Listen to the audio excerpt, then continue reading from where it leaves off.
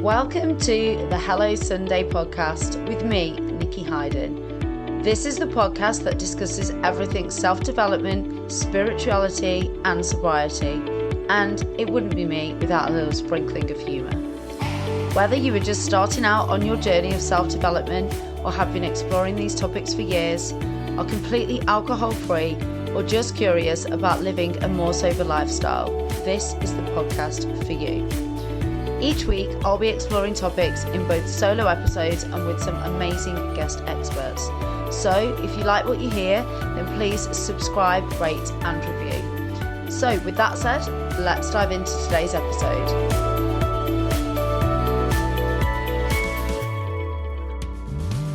Hello, welcome back to another episode of Hello Sunday. I was about to say happy freaking Sunday, guys, but you're probably not listening to this on a Sunday. I do have a few listeners actually who message me every week to let me know that they've listened the day that it comes out. So for you guys, I am ever grateful. But yeah, most people I think listen to it during the week or when they're traveling. I've still actually got episode downloads happening each week for the first episode that I ever recorded back in July 2023. So whatever day you are listening to this, I hope that you are good. I hope that you've had a good week, that life is treating you well right now. Before we start, I just wanted to ask a quick favour, as always. So the episode downloads and listens have gone down in the summer, which, to be honest, it happens. Like, people have plans, holidays, stuff that takes them out of their normal routine and they don't listen to as many podcasts. I do it myself.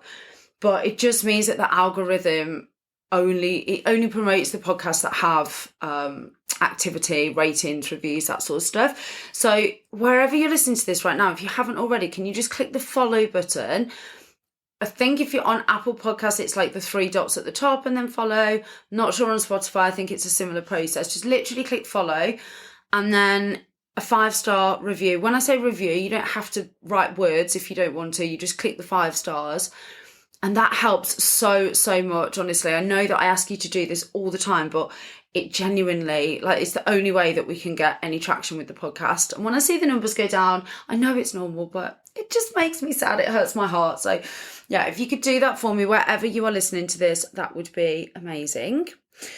So this week we're going to get back to the roots of where the podcast came from, I guess. And that is talking around reducing alcohol, sobriety, and yeah, in essence, just kind of changing up your relationship with drinking.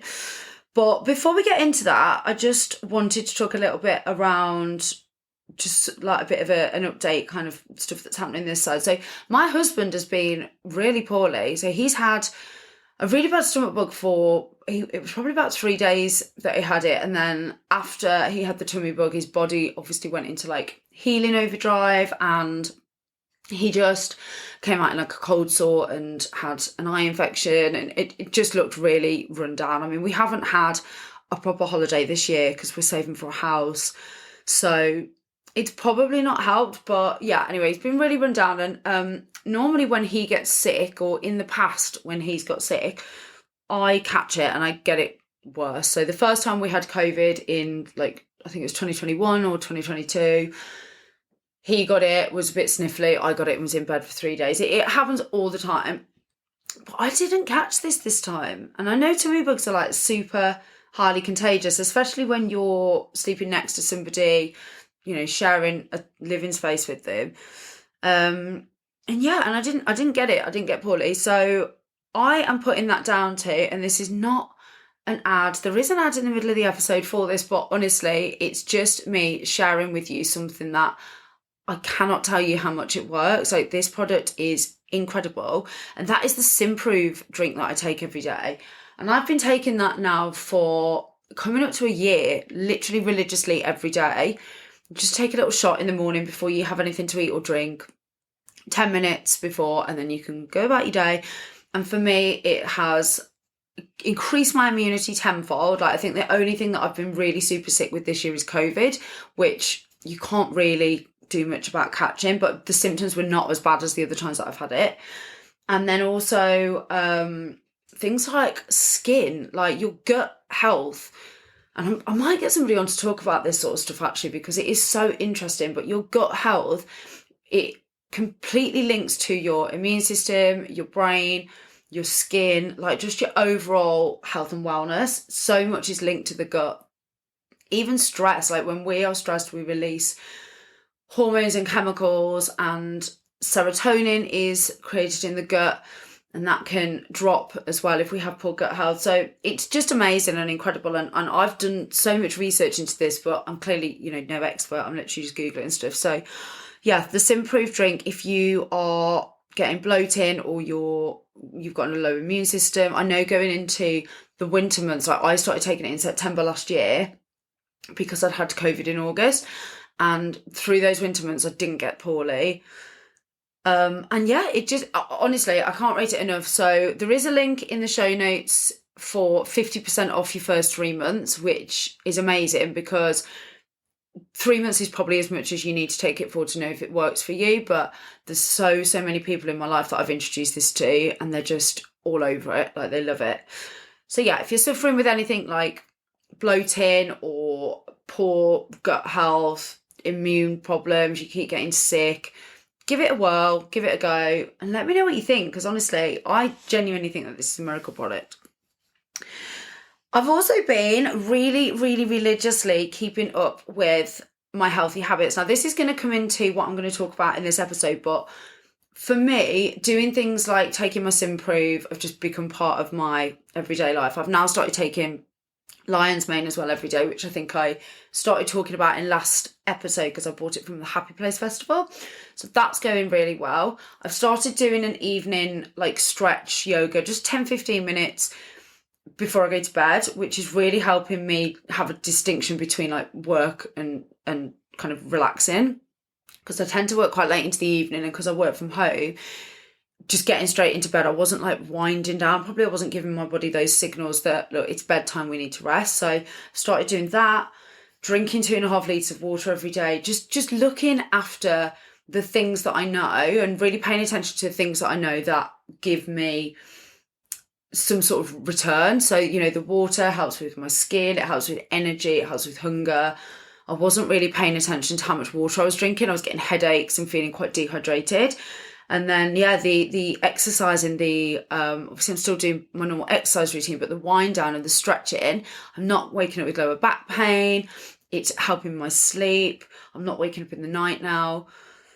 So I'm going to probably do an episode on that, or talk a bit more around building healthy habits. I think we've done quite a few episodes sort of similar to that. So have a little scroll in the back catalogue, but it's really helped the last couple of weeks, because getting into like full on head down work mode after summer, especially when the nights are like shorter and longer and the mornings are darker, you can really lack motivation. So I think just having discipline with your habits, top tip. Anyway, enough ramblings about me, my life, and all the shit that you didn't ask for. So I wanted to talk today about sobriety as self-care. Now, I've got to caveat this episode with, I am not a medical professional. I am not able to give advice if you have an alcohol dependency or you think that you may have an addiction issue. It's really important that if you are in that camp, or you identify somebody that potentially thinks that you might have a dependency, do this stuff with a medical professional. Don't just take my advice, because it can be really dangerous to just stop alcohol. You can get really bad withdrawals. So please don't do that without seeking medical advice. But what I want to talk about today is, in essence, what I needed to remind myself of. It's how this podcast came about. Like, I did a 100-day stint at the beginning of last year of sobriety, and it changed my fucking life, literally changed my life. And from that, I've kind of had, I guess, like periods of, like longer periods of sobriety where I've done months at a time. I've then had this summer where I have drank on occasions. And I think coming into September now, and just looking at, where do I want to be at the end of the year? What were my goals at the start of the year? What's hindering me from reaching those? And what can I do about that? The one big thing that I'm coming back to is alcohol. So just a bit of, I guess, background.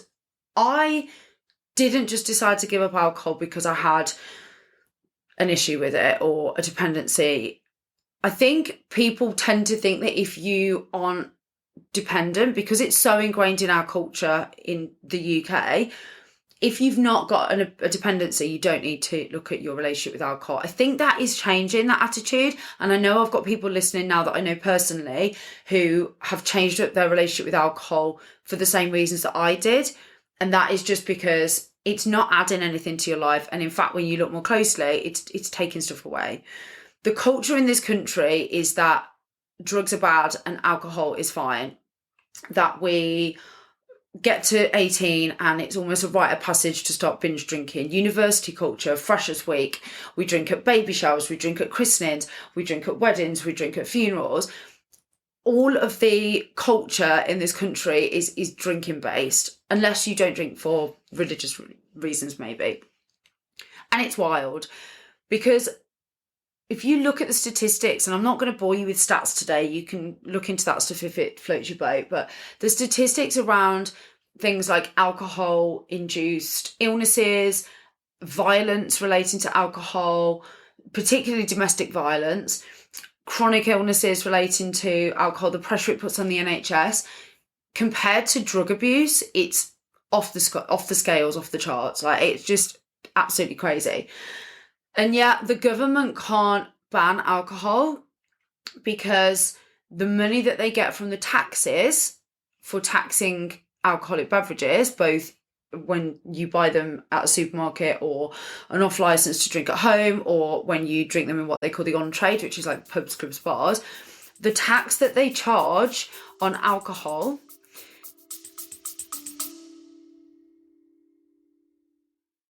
For those of you that are regular listeners to the show, or maybe you know me personally, you won't have been able to get away without hearing me talk about Simprove. Simprove is a scientifically backed, water-based probiotic drink. You drink it daily and it has been scientifically proven to help with things like bloating, IBS symptoms, pain. It was actually a dietitian friend of mine that introduced it to me last year, and I honestly wouldn't be without it now. It's helped with my energy, with my bloating, it's helped with my immune system, and also things like my skin. The list is honestly endless. Now, I have got a code for you. So if you'd like to try Simprove, you can get 50%, that's a massive 50% off your first 3 month subscription by going on to simprove.com and putting in the code Nikki50. That's NIKKI 50, or clicking the link in the show notes. They need to be able to pay for the illnesses and the pressure that it puts on the NHS. Basically, in essence, what would happen if they stopped selling alcohol tomorrow was they wouldn't get the taxes from it. So all those millions, probably billions of pounds, multiple millions, would stop.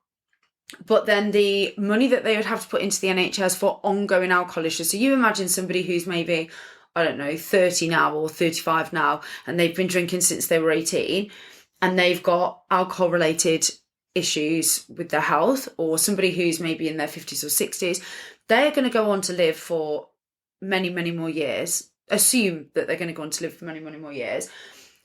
The money that the NHS would have to spend on their health, the deficit that they would have from the lack of taxes, there would just be too much of an imbalance. So that's why they can't do it. It's not because it's not the right thing to do. It's not because it wouldn't resolve so many problems with, look, violence wouldn't go away completely, but how many times do we hear of, violence, alcohol-induced violence against women at home, domestic violence, football hooligans? Stella Artois beer is called wife beater for a reason. So all of that stuff would diminish like a lot. It wouldn't go away because not all violence is alcohol-induced, not all health problems are alcohol-induced, but it would definitely, drastically reduce. But the issues that they would have ongoing until the people died out that had alcohol-related health issues, it would be a huge imbalance. And when I understood that, I was like, what the fuck? Like, that is completely wild to me. Like that, I understand the financial aspects of it, but it just doesn't make sense for the fact that it is a toxic, poisonous substance, right? And I'm not sat here judging people. If you still drink, I'm not sat here judging you. I do still drink from time to time. But when you get your head around that, like, there is no nutritional value in alcohol. Things like fast food, burgers, maybe other than like sugary soft drinks and sweets, food that is, in inverted commas, bad for you or considered treat food still has some nutritional value for the body. So like, if you were dying of starvation and you ate a burger, it would have some positive impact. Alcohol has none of that. And people always come up with the argument when we have this conversation that, oh, well, you know, red wine can help the heart and this, and actually they've reverted back on that advice or research now. That actually isn't something that is widely thought of in the scientific community anymore. So it has zero nutritional content. It is in essence a poison. If it was discovered now, if alcohol was discovered in this day and age, say tomorrow they discovered alcohol, the safe recommended dosage would be 1 glass of wine a year for human consumption. 1 glass of wine a year, because of the stress that it puts on the body for us to flush it out, the toxins, etc., etc. So anyway, back at the beginning of last year, I was starting the business, decided that after a lot of understanding this stuff, researching, hearing more, I was going to stop drinking. I did 100 days straight, and in all honesty, it blew my mind. The positive effects that I got from the back of doing that, the productivity, the lack of anxiety, the clarity in thought, the focus, how much healthier I felt, how much better things like my skin were. Even, it sounds crazy, but even things like my hair felt less dry. Like, I was looking after myself more. It wasn't taking nutrients from my body. I wasn't having weekends hungover. I discovered Sundays, hence the name of this podcast. And I really made a conscious effort to go even deeper into the world of self-development, which I was already in and interested in anyway. So I did it for 100 days, and you're probably listening to this thinking, so if it did all that stuff, why go back? Well, for anyone that's tried to reduce or give up alcohol, and if you've done it successfully first time, absolutely hats off to you, because it's really, really freaking hard. But most people will do a sober stint, they will have all the highs of it, they'll see all the positive impact, and then slowly the thoughts of drinking will start creeping back in. Well, I've done 3 months now or 100 days, you know, surely I can have a drink and moderate now. Surely I can do this, surely I can do that. And people will invite you out for stuff. And, you know, for me, it was the warmer weather creeping in, bank holidays, spring weather, sitting outside with friends. And I did slowly go back to drinking.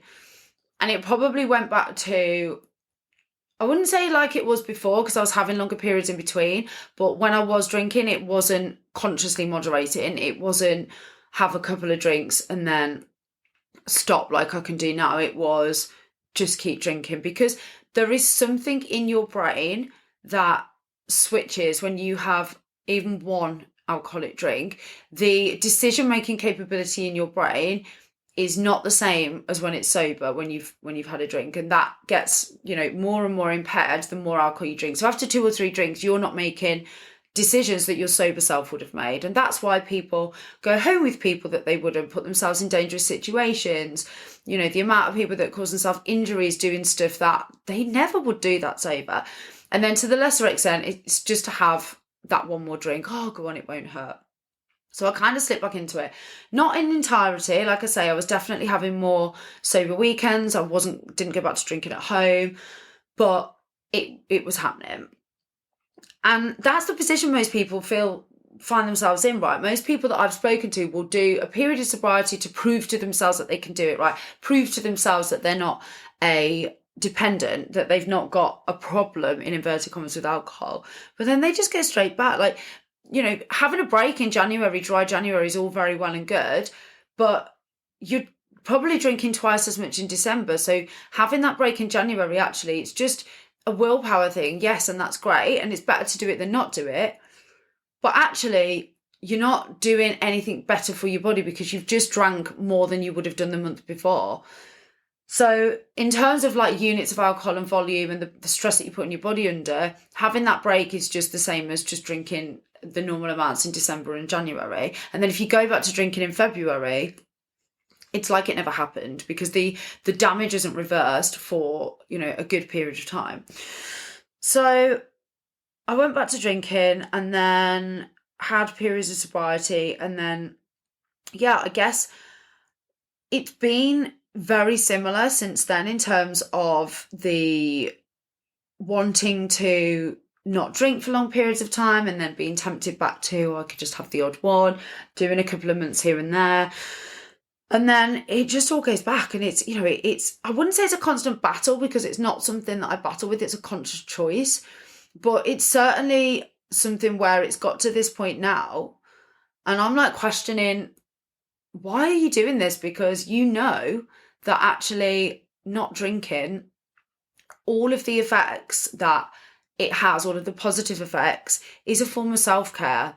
Like, for me, the productivity that I have within my business and just life in general means that I am way less stressed, and there's not like a big list of things looming over me because I'm not wasting days or lacking in energy. The ability to deal with stress and emotions, and, I was saying earlier, we drink at funerals, for instance. How awful is it to drink heavily at somebody's funeral, wake up the next day and the emotion hits you, but you're also dealing with anxiety and all the shit, the feelings that come with being hungover, as well as the emotion. Like, why would we do that to ourselves? The healthy habits that I was talking about earlier, I keep up with religiously when I'm not drinking. When I'm drinking at the weekend, those go out of the window, and then probably on a Monday I don't, go to the gym or think about the supplements that I need to take, and it's midweek before I've done them again, and then it's just a slippery slope back down to the weekend. The things in my life that are positive as a result of just choosing not to drink, it's honestly insane, the difference between the energy levels and the clarity and the focus that I have versus when I've had even 2 glasses of wine.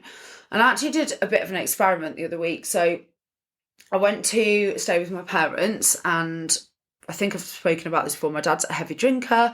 My mum, not so much. She will drink alcohol-free stuff with me. But I decided to have just 2 glasses of wine with them, just because I can moderate a little bit better now. But I wanted to see if just having the 2 glasses of wine and moderating, how I felt the next day.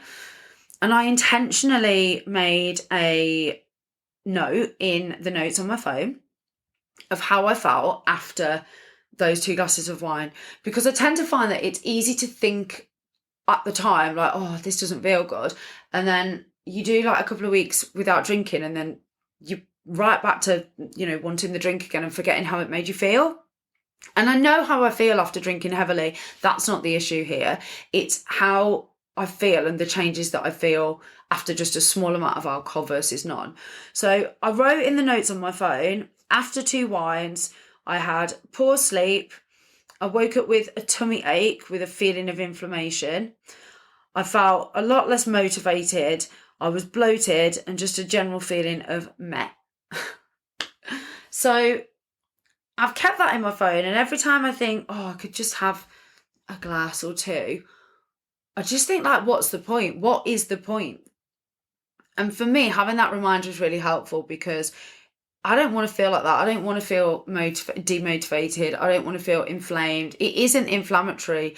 And again, do your own research, but so much of the illness and disease that we have today comes from inflammation. Constant inflammation can be caused by high cortisol levels. It can also be caused by alcohol, and actually alcohol raises cortisol levels as well. So you've got like a double whammy there. So like I say, I'm not sat here saying alcohol's bad and you shouldn't drink. I get the reasons why people do. It's a social lubricant. It bonds you with your friendship group or your family or your peers. It's, I've had some of the most fun times of my life when I've been drinking. I've met some of my very best friends through drinking, but I also now know, going into adulthood, that happened in my 20s and in my 30s and almost my 40s. It's not the same experience. It just isn't. Like, the hangover's worse, the time it takes to get over it, the feelings that go on into the week afterwards, like, it's all just a lot heavier because I'm older and it's taken me a lot longer to recover. So if you're listening to this and you're thinking, yeah, do you know what? I actually could do a period of alcohol reduction or complete sobriety. I'd urge you just to do the complete sobriety thing, because reducing your alcohol intake if you are dependent is really, really great, like, first step. But if you're not, you just don't get the full benefits of experiencing actually how much better you can feel and the benefits. And it really, really is an act of self-care. Like, it was the one thing in my life, probably that and social media scrolling and like the comparisonitis that comes with that, were the two things that, when you make a change to them, or certainly when I made a change to them, had the biggest impact in every single area. Like I say, the productivity, the focus, the emotional side, the lack of anxiety, the health benefits, the keeping to my habits. None of that stuff was possible with just reducing alcohol, as I've just sort of, backed up with that note that I made to myself on my phone. So if you are listening and you're thinking, maybe it's too much of a step for you to do a big period of sobriety for months, because you know that Christmas, for instance, you're going to want to have a drink. And it's really funny, actually. I was talking to one of my friends about her going sober the other day and doing a bit of a stint so that she could see how it made her feel. And she came back with, oh, actually, I can't do it now because I've got a holiday coming up. And actually, I've got a wedding next week. Oh, and actually, I've got a barbecue. This isn't something that you're going to be able to work around your life. You have to work your life around this. The first 3 months of last year, I had my birthday, I had a friend's birthday, I had multiple occasions where we'd booked dinners and social occasions with friends. You have to do it regardless. Like, you cannot lock yourself in your house for 3 months. You've got to make it part of your lifestyle. And if you want it to be a longer, more ingrained part of your lifestyle anyway, you've got to learn how to deal with those social occasions, which is a whole other kettle of fish, and I've done an episode on that. But have a think about whether you can do this. We're coming into colder months, less social occasions. There's a real opportunity to do a longer period of just seeing how it makes you feel. Use yourself as data, do the experiment. You might find that for you, there's a whole other host of reasons and, I guess, positives that come out of this. It might not be the stuff that I've said. I mean, I think some of it probably will apply, but I know people whose relationships have improved because they used to argue with their partner when they drank, or people who have got a new job because they've realised that they were only staying in, their current job because they could get away with doing, a whole host of fuck all for the first 2 or 3 days of the week when they were more tired and sluggish from being hungover. There's so many ways that this can impact your life, and it will be individual. But like, for me, it's the ultimate act of self-care, because who wants to, if I said to you right now, if we weren't talking in the context of alcohol, and I said to you, right, as somebody who is really keen on self-development and being very loving and caring to yourself and doing the best for yourself, I've got this substance that will, when you take it, it will make you like giggle and laugh and you'll have fun. But after a bit, you'll black out. You won't be able to remember what you did. It will make you feel tired the next day. You won't want to do anything. It might make you really sick. You'll probably argue and fall out with people. You'll wake up feeling bloated and inflamed. It will take you a few days to get over it. You'll be like, hell no. Like, why would I want to do that to myself? Why would I want to take it?